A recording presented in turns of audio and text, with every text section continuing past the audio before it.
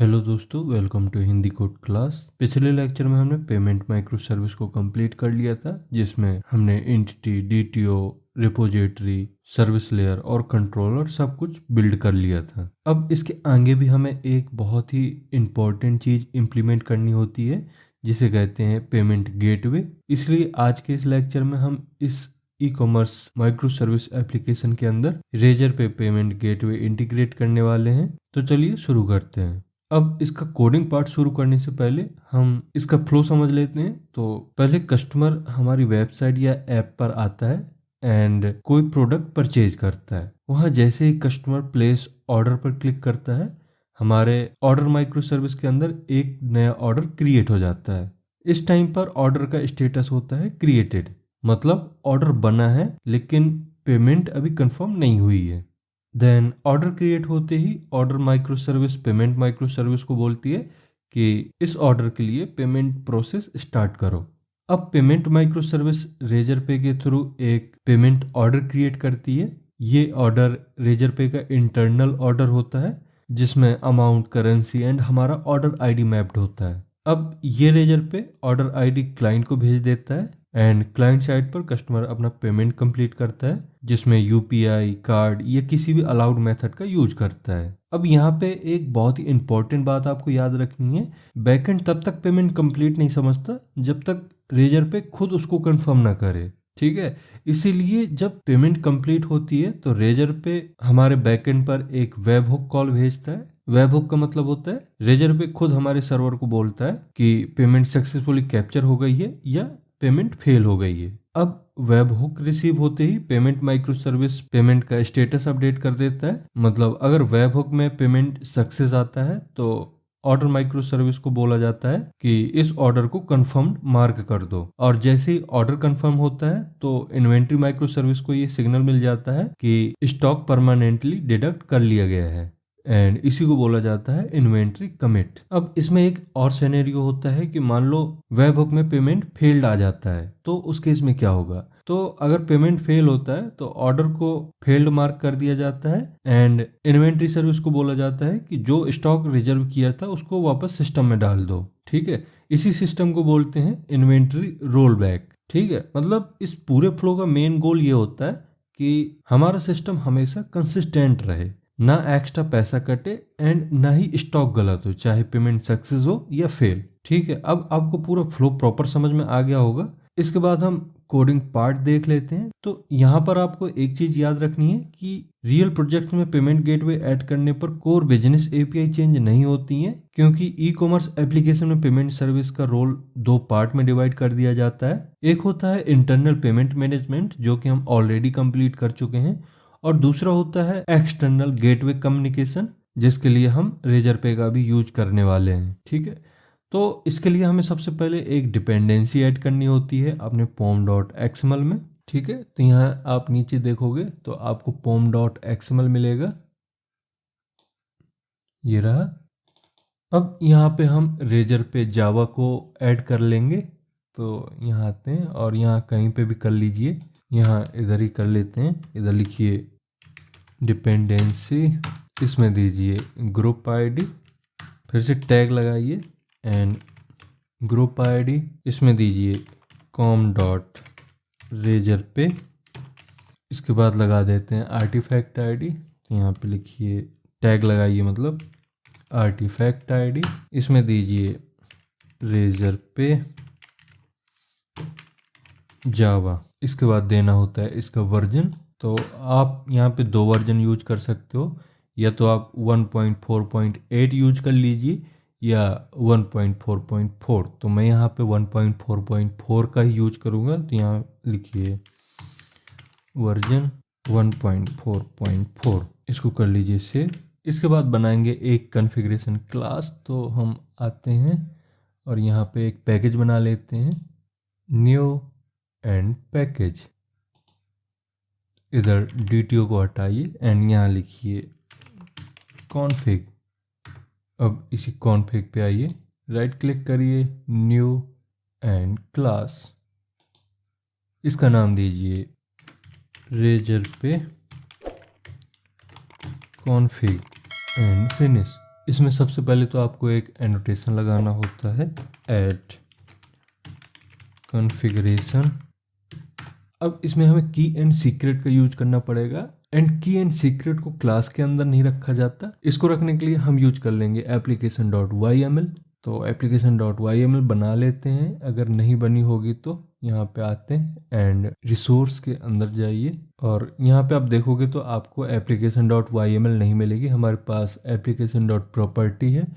तो yml बना लेते हैं, इसमें राइट क्लिक करिए, न्यू एंड फाइल, इसका नाम दीजिए application.yml। अब इधर देंगे हम रेजर पे कॉलन, इसमें सबसे पहले सेट कर देंगे की, तो की कॉलन रोजर पे अंडरस्कोर टेस्ट अंडरस्कोर XXXX कुछ भी कर दीजिए। ये चीज़ आपको रेजर पे डैशबोर्ड से मिल जाएगी, तो वहाँ से भी लेके आप यूज कर सकते हो। इसी तरह से इसमें सीक्रेट भी देना होता है, तो सीक्रेट कॉलन XXXX इसको कर दीजिए सेव। अब हम आएंगे अपने कॉन्फ़िगरेशन में, एंड यहाँ पे उन दोनों की एंड वैल्यू को यूज कर लेंगे, जिसके लिए एक एनोटेशन होता है आपके पास, एट वैल्यू। इसके अंदर पहले हम लाते हैं कि यहाँ पे double invert comma then dollar, and इसमें दीजिए आपने जो प्रॉपर्टी में की सेट की थी, तो प्रॉपर्टी की का नाम था रेजर पे डॉट की, कर्ली ब्रेसेस क्लोज कर दीजिए। अब इस की को हमें किसी वेरिएबल में रखना पड़ेगा, तो इसके जस्ट नीचे आपको एक वेरिएबल बना लेना है। तो मैं लिखूंगा प्राइवेट स्ट्रिंग की। इसी तरह से वैल्यू भी सेट कर लेते हैं, तो यहाँ फिर से लिखिए एट वैल्यू, इसमें दे देंगे हम जो सीक्रेट के लिए की सेट की थी, तो double inverted comma then dollar then curly braces, इसमें दीजिए रेजर पे डॉट सीक्रेट, एंड इसको भी एक वेरिएबल में होल्ड कर देते हैं। उसके लिए लिखिए प्राइवेट स्ट्रिंग सीक्रेट।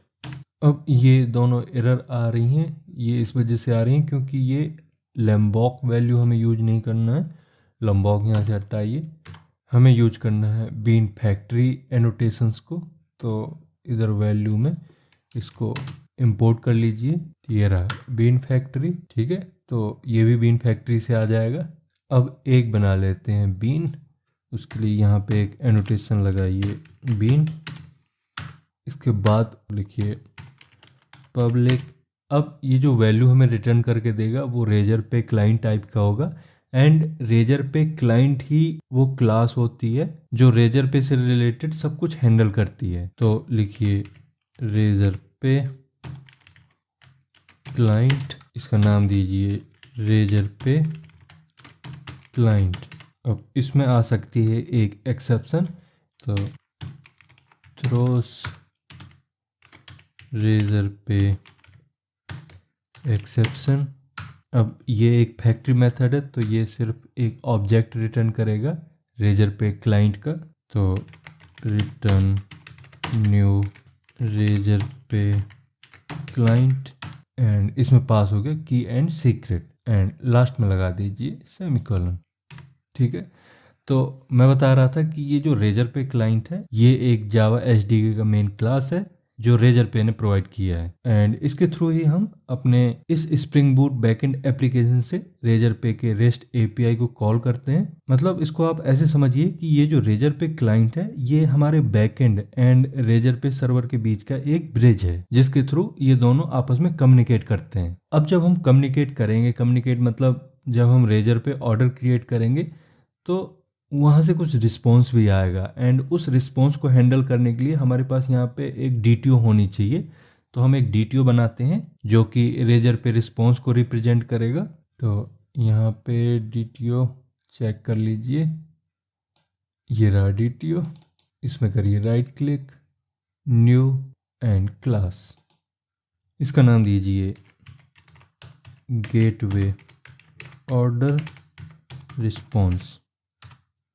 अब इसमें हम कुछ फील्ड सेट कर देते हैं, तो यहाँ लिखिए private string gateway order ID, then currency भी मिलेगी हमें, तो private string currency, then amount के लिए private big decimal amount, then status भी आएगा तो उसको रखने के लिए प्राइवेट स्ट्रिंग स्टेटस। एंड एक फील्ड एक्स्ट्रा यहाँ पे ये भी दे सकते हो कि गेटवे नेम क्या है, क्योंकि हो सकता है आप एक से ज़्यादा गेटवे यूज करें अपने प्रोजेक्ट में, तो यहाँ पे दीजिए प्राइवेट स्ट्रिंग गेटवे नेम। अब इसमें लंबॉक एनोटेशन दे देते हैं, तो at data at all args constructor at no args constructor, इसे कर दीजिए सेव। अब हमें रेजर पे ऑर्डर क्रिएट करने के लिए एक सर्विस क्लास बनानी पड़ेगी, बट उससे पहले एक इंटरफेस बना लेते हैं। तो यहाँ सर्विस में करिए right click, new and interface, इसका नाम दीजिए पेमेंट गेटवे। अब इसमें हम बना लेंगे एक मेथड जो कि हमें क्या रिटर्न करेगा, गेटवे ऑर्डर रिस्पॉन्स टाइप का डेटा, जिसके लिए हमने अभी डीटीओ बनाया है। तो गेटवे ऑर्डर रिस्पॉन्स, इसका नाम दीजिए क्रिएट ऑर्डर। ऑर्डर क्रिएट करने के लिए हमें दो चीज़ें भेजनी पड़ेंगी रेजर पे के पास, पहला होगा ऑर्डर आईडी एंड दूसरा अमाउंट। तो यहाँ पे लिखिए स्ट्रिंग ऑर्डर आईडी, देन दूसरा होगा बिग डेसिमल अमाउंट। बस इसमें एक मेथड चाहिए था हमें ऑर्डर क्रिएट करने के लिए, इसको कर दीजिए सेव। अब ये जो मेथड है आप चाहे रेजर पे यूज करो या स्ट्राइप यूज करो, कुछ भी यूज करते हो, कोई भी गेटवे यूज करते हो, ये सब में यूज हो जाएगा। आपको बस उसके लिए एक अलग इम्प्लीमेंटेशन क्लास देनी पड़ेगी और ये आपका हर जगह यूज हो जाएगा। ठीक है, तो हम इसी सर्विस में करते हैं फिर से right click, new and class, इसका नाम दीजिए रेजर पे पेमेंट गेटवे। अब इसमें हम दो एनोटेशन यूज कर लेंगे। सबसे पहले यहाँ लगाइए एट सर्विस, देन होगा at required args constructor, then implement कर लेंगे हम अपने गेटवे मतलब पेमेंट गेटवे को। तो इम्प्लीमेंट्स पेमेंट गेटवे। अब इधर हमें एक ऑब्जेक्ट की ज़रूरत पड़ेगी एंड वो ऑब्जेक्ट होगा रेजर पे क्लाइंट का। मैंने बताया था कि रेजर पे क्लाइंट ही एक ऐसी क्लास है जो सब कुछ हैंडल करती है, तो उसका हमें यूज करके यहाँ पे ऑर्डर क्रिएट कर लेना है। उसके लिए यहाँ पे लिखिए प्राइवेट फाइनल रेजर पे क्लाइंट, इसका नाम दीजिए रेजर पे क्लाइंट। अब जो हमने इसमें एक मेथड बनाया था पेमेंट गेटवे में, उसको यहाँ पे ओवरराइट कर लेते हैं। तो ये आ गया आपका मेथड। अब यहाँ पे आपको अपना कोड देना है। अब इधर करना क्या होता है, आप जो ऑर्डर क्रिएट करते हो एंड जो रेजर पे को जाता है वो जेसन ऑब्जेक्ट में जाता है। तो हमें यहाँ पे जेसन ऑब्जेक्ट भेजने के लिए पहले जेसन का ऑब्जेक्ट बनाना पड़ेगा, जेसन ऑब्जेक्ट का एक ऑब्जेक्ट बनाना पड़ेगा। तो इधर लिखेंगे जेसन ऑब्जेक्ट, इसका नाम दीजिए ऑप्शंस, इधर न्यू जेसन ऑब्जेक्ट्स। अब इसमें हमें सारा डेटा ऐड करना पड़ेगा। उसके लिए यहाँ पे लिखिए ऑप्शंस डॉट पुट। अब इसमें आपको देना होता है की एंड वैल्यू। तो की हम दे रहे हैं यहाँ पे अमाउंट, और जो अमाउंट की वैल्यू होगी वो रुपए में नहीं भेजते हैं हम, यहाँ पे पैसों में भेजते हैं अमाउंट को।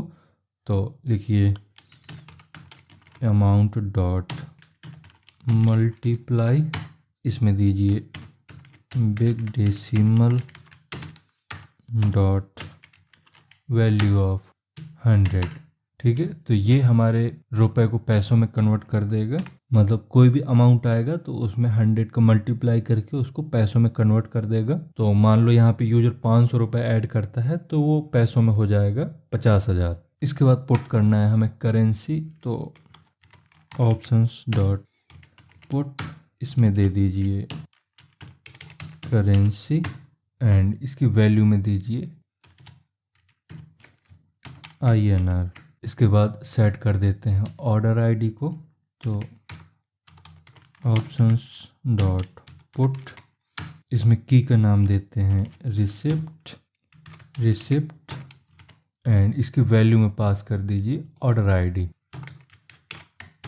ये हो गया। अब इस पूरे ऑर्डर को हम भेज देते हैं रेजर पे के पास। तो यहाँ पे इसको थोड़ी सा ऊपर करिए, यहाँ पे एक लाइन आपको लिखनी है एंड ये सबसे इम्पॉर्टेंट लाइन है क्योंकि अब मैं जो लिखने जा रहा हूँ इसी एक लाइन की वजह से रेजर पे क्लाइंट अपना काम करता है, मतलब एक ऑर्डर क्रिएट करेगा। तो यहाँ पे लिखिए रेजर पे client dot orders dot create and इसमें पास हो गया ऑप्शंस। तो बस इतना सिंपल था। आपने जैसे ये लाइन लिखी, रेजर पे क्लाइंट एक ऑर्डर क्रिएट करेगा एंड ये ऑर्डर जाएगा रेजर पे को, मतलब रेजर पे सर्वर को। ठीक है, अब हमें इसका एक रिस्पॉन्स भी मिलेगा तो उसको यहाँ पे रख लेते हैं हम ऑर्डर एंड ऑर्डर। अब ये ऑर्डर इंपोर्ट भी करना होता है, तो कॉम डॉट रेजर पे का ये ऑर्डर इंपोर्ट कर लीजिए। अब इसी में जो डेटा आया है उसको हम गेट करके रिटर्न कर देंगे। मतलब इसमें बहुत सारा डेटा होगा बट हमें कुछ पर्टिकुलर डेटा ही चाहिए, जैसे आईडी, करेंसी, स्टेटस, तो उनको यहाँ पे गेट करके रिटर्न कर देंगे। यहाँ लिखिए रिटर्न एंड यहाँ पे हम सीधा DTO कंस्ट्रक्टर को कॉल कर लेते हैं। तो न्यू गेटवे ऑर्डर रिस्पॉन्स, इसमें दीजिए ऑर्डर डॉट गेट, इसमें पास कर दीजिए आईडी। देन करेंसी भी ले लेते हैं, तो ऑर्डर डॉट गेट, इसमें हम दे देंगे करेंसी।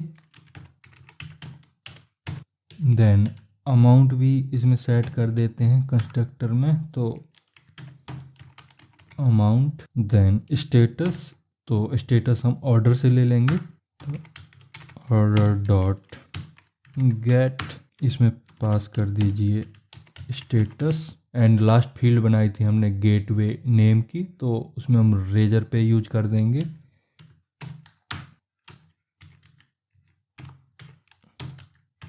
देन सेमीकोलन, इसको करिए सेव। अब इधर ये ग्लोबल एक्सेप्शन हैंडलर की ज़रूरत नहीं है, इसको हटा दीजिए। अब यहाँ पे ये जो एक्सेप्शन आ रही है ये बोला है कि आपने जो रेजर पे एक्सेप्शन थी उसको हैंडल नहीं किया।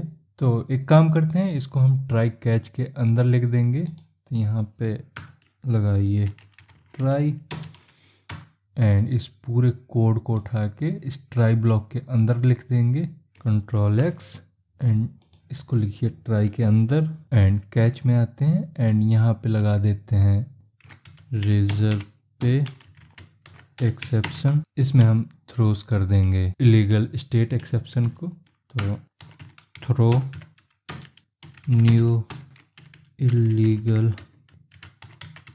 स्टेट एक्सेप्शन, इसमें पास कर दीजिए रेजर पे ऑर्डर क्रिएशन फेल्ड, इसको कर दीजिए सेव। ठीक है, तो ये हमने यहाँ पे एक्सेप्शन भी हैंडल कर ली। इसकी कोई ज़रूरत नहीं है, इसको यहाँ से हटा दीजिए। ये इतने सारे ऑब्जेक्ट भी क्रिएट हो गए हैं, ये भी नहीं चाहिए हमें। ठीक है, इसको करिए सेव। अब इस लेक्चर में इतना ही रहने देते हैं एंड नेक्स्ट लेक्चर में अब हम देखेंगे वेब हुक को कैसे हमें यहाँ पे इम्प्लीमेंट करना है। ठीक है, अब इस लेक्चर से अगर समझ में आया है तो इसको लाइक करिए एंड अगर अभी तक चैनल को सब्सक्राइब नहीं किया तो चैनल को सब्सक्राइब भी कर लें। अब हम मिलेंगे नेक्स्ट लेक्चर में। Thank you.